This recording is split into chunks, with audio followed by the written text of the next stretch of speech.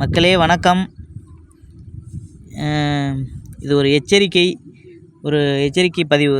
எதுக்கு இதை சொல்கிறேன் அப்படின்னா, இப்போ வந்து நம்மளுக்கு தகவல் கொடுத்துருந்தாங்க. அந்த வீட்டில் வந்து மோட்டார் ரூமுக்குள்ளே அந்த சுவிட்ச் போர்டுக்குள்ளே வந்து இந்த பாம்பு இருக்குதுன்னு சொல்லி தகவல் கொடுத்துருந்தாங்க.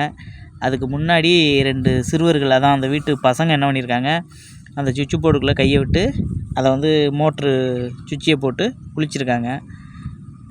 பாருங்கள், அவங்க கவனிக்கலை.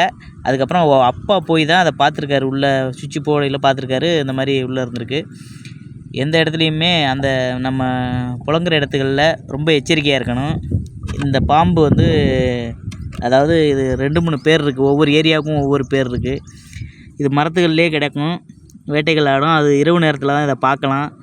இது வந்து ஒரு சில பேர் என்ன சொல்லுவாங்க, ஒரு ஏரியாக்களில் இந்த பாம்புகள் வந்து வித்தியாசமாக இருக்கும், அதாவது கலர் வித்தியாசமாக இருக்கும். இது வந்து குழிவிரியன் அப்படின்னு சொல்லுவாங்க. இன்னொரு பேர் ஒவ்வொரு ஏரியாவில் என்ன சொல்லுவாங்கன்னா பூனைக்கண்ணு பாம்பு அப்படிம்பாங்க. நம்ம ஏரியாவில் இதை எப்படி சொல்லுவோம் அப்படின்னா பனையன் பாம்பு, பனசல் பாம்பு அப்படின்னு சொல்லுவோம். இந்த பாம்புகள் விஷம் கிடையாது, இதுக்கு விஷம் உண்டு. ஆனால் இதனால் அதிக உயிரிழப்புகள் கிடையாது. ஆனால் இந்த பாம்பு ஏன் வீட்டுக்குள்ளே இதுக்குள்ளேயெல்லாம் வருது அப்படின்னா, சின்ன கேப் இருந்தாலும் அதுக்குள்ளே ஒளிஞ்சிக்கணும்.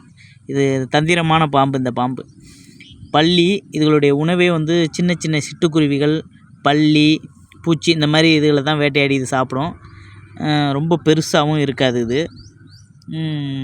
இந்த பாம்புகள் நம்ம நினைக்காத இடத்துக்குள்ளேயெல்லாம் உள்ளே வந்துடும்.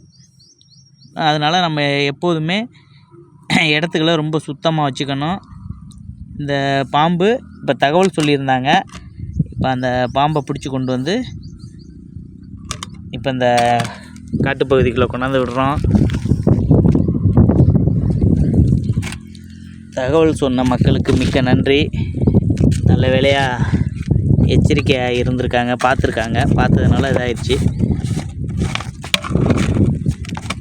இது அழகாக இருக்கும், பார்க்குறதுக்கு மிகவும் அழகாக இருக்கும், ஆனால் ஆபத்தும் கூட.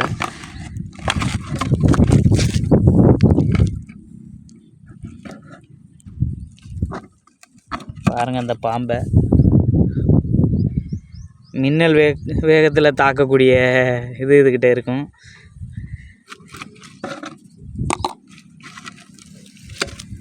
பாருங்கள் எவ்வளோ அழகாக இருக்குது பற்றிங்களா.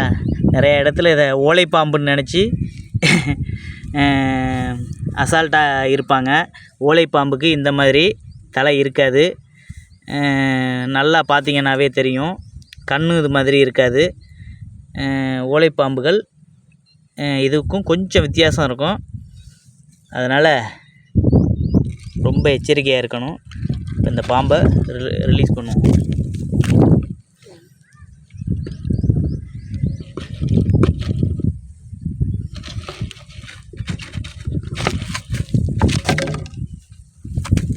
மறுபடியும் டப்பாக்குள்ளே தான் போகுது.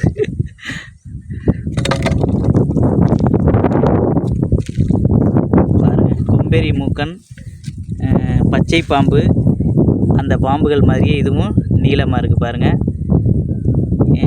அதிகபட்சமாக இது வந்து இதோடைய சைஸு இவ்வளோ தான். நான் இவ்வளோ தான் பார்த்துருக்கேன். எப்படி போன வாக்கில் மூச்சு எப்படி இழுத்து விடுது பற்றியில எச்சரிக்கை பண்ணுது.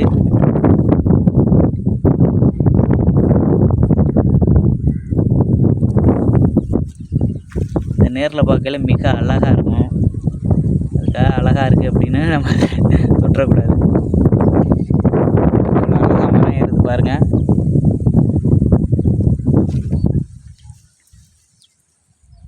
போய் பொழைச்சிக்கட்டும். மிக்க நன்றி மக்களே.